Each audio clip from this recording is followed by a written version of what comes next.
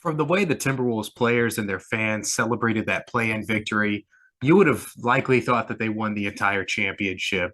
And I know it was memed to death and made fun of, but I honestly can't blame them one bit, particularly the fans. This was quite literally the most success that this franchise has had in the postseason since Kevin Garnett won MVP. And if that doesn't blow your mind enough, it was also the second most wins they have had in a season, second to only the year that they had Jimmy Butler in that time. So fans of this franchise have been starved for something to get excited about besides lottery success. It was also a really eventful offseason, which again is something that we've not really been able to say about the Timberwolves lately. They got a new ownership group that's going to be willing to spend money, headlined by former baseball star Alex Rodriguez. They're able to pry Tim Connolly away from the Nuggets, who's been in charge of that team for the last few years. Obviously, it's a great hire. He did an incredible job building that team into a title contender without really using any particularly high draft picks. And with such a young and exciting team, it would have been easy for them to just say, hey, let's run it back. Let's let this group continue to grow and develop. But as is tradition with new owners in the NBA, they felt the need to make a big splash. And oh boy, did they make a big splash. If this had been a cannonball competition, it would have undoubtedly been tens across the board. They end up sending Malik Beasley, Patrick Beverly, Leandro Balmero, the 22nd pick in the draft, Walker Kessler, and Jared Vanderbilt, along with their 20, 23, 25, 27, and 29 first round draft picks with a swap in 2026, all to acquire Rudy Gobert. And I think before we get into the basketball fit of this, I want to first talk about just the price that they paid to acquire Gobert. If I was forced to look at the positive side of this, I would say that the Timberwolves really only gave up three rotational pieces, all of which are sort of easily replaceable. I like Vanderbilt, but he was really only providing defense to this team, which Rudy Gobert just does a lot better, albeit in a completely different way. The intangible side of what Patrick Beverly provides is kind of hard to replace, but I think Anthony Edwards can kind of infuse his passion on this team.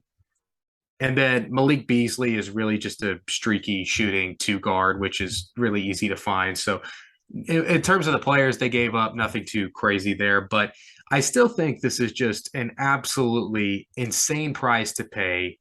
And I'm really not sure who they were bidding against here. I can't imagine another team was making an offer on Gobert even approaching this. And it just completely ties the organization's hands moving forward. They have no future first round picks to make in any other deals until something like 2031 with the Stepien rule.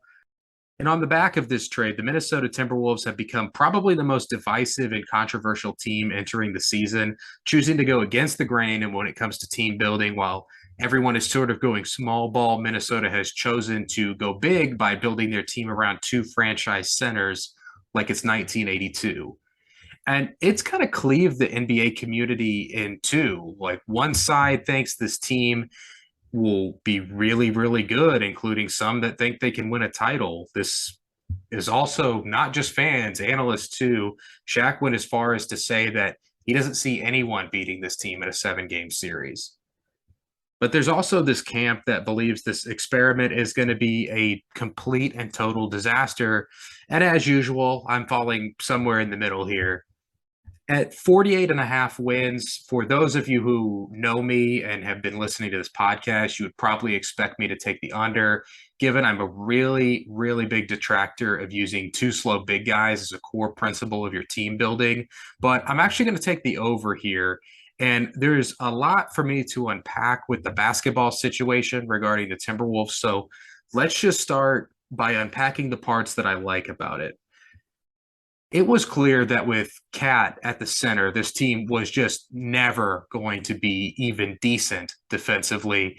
In the playoffs, Cat on the defensive end made some just truly dumbfounding plays. It was particularly in the foul department. He just made some real boneheaded fouls. And it's hard to show off that generational talent offensively when you're kind of in and out of the lineup with foul trouble and just frustrated emotionally. So it was clear that the team needed to do something to make up for the defense that they weren't getting in that center spot. So the Timberwolves decided that the best way to attack that was to just go get the polar opposite of Karl Anthony Towns and acquire Rudy Gobert, a generational rim protector who brings little to nothing to the table offensively outside of a putback or a lob here and there. And I think it's worth mentioning and kind of funny, like if you were to meld these two players together, like fuse them together, and you got Karl Anthony Towns' offense with Gobert's defense, we're probably talking about the greatest player of all time. But unfortunately, that's not how this works. And I have mentioned multiple times throughout the course of this podcast that that old cliche that defense wins championships, it's absolutely true in the NBA. And the biggest marker for whether or not you'll be a good or great defensive team is, do you have someone who can protect the rim? So the Wolves have absolutely addressed that to their credit. And the second reason I'm taking the Wolves over here is this team is really weird to try and go up against. I think it's going to catch a lot of teams by surprise during the regular season. In a league where most teams play fairly similarly and are built on similar principles, focusing on creating spacing for their best players to find driving lanes or using the pick and roll to kind of hunt for favorable matchups and then run one or no traditional post players. There are now really only three teams that are running a lineup similar to this. If you want to include the Knicks in that, they kind of don't fit because Randall has been operating mostly on the perimeter for the last few years, but it's really just the Wolves, the Cavs, and maybe the Knicks that are running a lineup like this. So in a league where you play one day, travel the next, and then play the following day, you just don't have the time to break down the film and decode something as different as what the Timberwolves will be doing this season. We saw it firsthand with the Cavs last year. They were able to catch a lot of teams off guard just by how different the lineup that they were playing was. And Minnesota this year is just a beefed up version of last year's Cavs team. And also, I just want to mention in general, I love it when it's whether it works out or not. I love it when a team zags from the norm like this and tries to innovate. Too many teams in this league just try to copy one another without really understanding why or what they are copying. Once the Warriors won their first title, everyone tried to copy that small ball approach without really understanding what made them so potent. And also, no one was going to do that small ball better than they could. So I don't understand from like a team building perspective why you would try to beat a team like that at their own game. But whatever. Anyways, I think this is going to be a very successful regular season team. I think they're going to be able to escape having to play in the play in. And I could easily see them being a top four seed out west, albeit closer to four rather than one. And notice I said regular season team. I have some real concerns for this team come playoff time and beyond that. The first disadvantage should be fairly obvious if we see it on full display every postseason when a lot of these slow, lumbering big men get picked on and played off of the floor. The Timberwolves now have two of those guys. And with more time to game plan, a competent coach is going to be able to find a way to pick this apart. We have seen it in the last few playoff runs with Rudy Gobert. He basically just gets put in the torture chamber out on the perimeter with some much quicker guard. The same things happened to Karl Anthony Towns, probably even more so because he doesn't have the elite shot blocking to fall back on. So now the offense has two targets to go after when they go mismatch hunting. On the other hand, though, I can sort of see what they're going for here defensively. Schematically, the Wolves like to blitz the ball handler on the pick and roll. So I think the thought process is, hey, we're probably going to have one of our big guys put in a pick and roll. We can blitz it like normal. And even though we're at a disadvantage number wise on the back end, we're still going to have a big in the paint.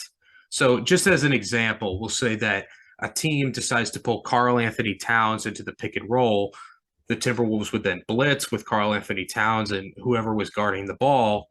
And even when the ball gets swung back around, Gobert is still going to be patrolling the paint, preventing easy baskets. I still see some pretty big problems with that. It doesn't account for teams out west like the Warriors or Clippers who can just go wing heavy and make Rudy Gobert or Karl Anthony Towns or both chase shooters out to the corner in that scenario that I just described. And we saw the Clippers do that 2 years ago with Rudy Gobert in the conference semifinals when they just stuck Terrence Mann in the corner to just bury three after three because Gobert couldn't close out in time. The second thing this doesn't really account for is the extreme version of mismatch hunting, similar to what the Hawks do with Trae Young the past couple of years, where they just pretty much will run pick and roll after pick and roll after pick and roll until they get a matchup that they want. So if the Wolves run up against a team that employs that strategy, we could very easily see scenarios where Rudy Gobert and Karl Anthony Towns are together having to guard a pick and roll. And I don't think I need to tell you how much of a disaster that would be. So while I think this team is going to be in the 50 win, north of 50 wins, kind of competing for home court in the first round, I think once teams have a chance to game plan for this group, that's when this all kind of comes crashing down. So I think they're likely a first round exit, maybe a second round at best if they end up with a higher seed. But just moving forward, I also have some huge concerns kind of looking into the future. The first of which is the development of Anthony Edwards. He is looking like a future top 10 player in this league after just his second season. And in general, with these players who have their games centered around slashing, you typically want to create as much space for them to attack driving lanes as possible. And since the Wolves ran arguably the greatest shooting center of all time at their 5 spot, Ant-Man has just had wide open driving lanes for the past few years. Now with Gobert, he's going to be clogging a lot of those driving lanes, so they won't be there to the same degree. So is that going to stunt his growth and development in any way? Is it going to hamper his production? And normally, this is a spot where a playmaker or a player more geared around playmaking would be able to hit a guy like Gobert in the dunker spot or with a lob, but at least thus far in his career, he hasn't really shown much aptitude for playmaking. And that's totally fine for a player who just got done with their second season in the NBA. It's on the list of things he needs to develop, and it is his next step towards his evolution into a superstar. So maybe this is the year that he adds that, but I still think there's a problem. Rudy Gobert has stones for hands. So even if Ant develops that aspect of his game, like there's questions as to whether Gobert can handle any type of pass in and around the basket. But if Gobert also grows some hands along with Anthony Edwards developing playmaking, they should be fine there. Roster wise, I have much larger concerns. I already mentioned that their picks are pretty much tied up until something around 2031. So that's going to make trades kind of moving forward much more difficult. This season, however, they do still have one arrow in the quiver. D'Angelo Russell's expiring contract at like 30 million ish. If you paired that with like Wendell Moore or Jaden McDaniels, you could probably spin that into an upgrade. And while I do think D'Lo has become a bit underrated over the past few years, he just isn't a good fit for this roster. He's far too inconsistent. The point guard spot is where a team like the Wolves really needs some stability. And also, Russell just doesn't seem to understand where he falls in on the pecking order for this team. There's just too many times where he waves off Ant while he shoots like 2 for 15 for the game or something. It's bad. So if I were Tim Conley here, I would be looking to spin him with some of the younger players and do like a 2-for-1, maybe get a couple of players back. I think one of which has to be a point guard. And because their flexibility and cap room and just room for trades kind of going forward is so dicey, I think you could probably take on a couple of questionable contracts and still be okay. After this season, though, the options become far more limited, especially in the case that D'Lo walks for nothing, or even if you have to sign and trade him, you always get less in a sign and trade than you do if you just trade them outright. The Wolves won't have the cap room to get anyone near the value of D'Lo if they do decide to let him walk. And then kind of going forward, you're going to have to max Anthony Edwards here pretty soon. And by the 2026 season, you're going to have $100 million tied up between two centers per year. That's pretty rough, especially given one of them in Rudy Gobert is probably going to be bordering on retirement at that stage. And I've mentioned multiple times throughout the course of this podcast, the primes for big guys are usually ending around the age of 30. And guess what? Rudy Gobert turns 30 this year, so he's likely going to be on the decline from here on out. But the good news is, even if the bottom falls out on this thing and this experiment is a total failure because of restricted free agency, Anthony Edwards is likely going to be here for years to come. So that's a positive. Either way, I think it's going to be a really good season for the Timberwolves, followed by a pretty disappointing playoff run, and then a slow and steady descent back into obscurity as this team is crippled by their lack of draft capital and an aging offensive liability center on an albatross contract.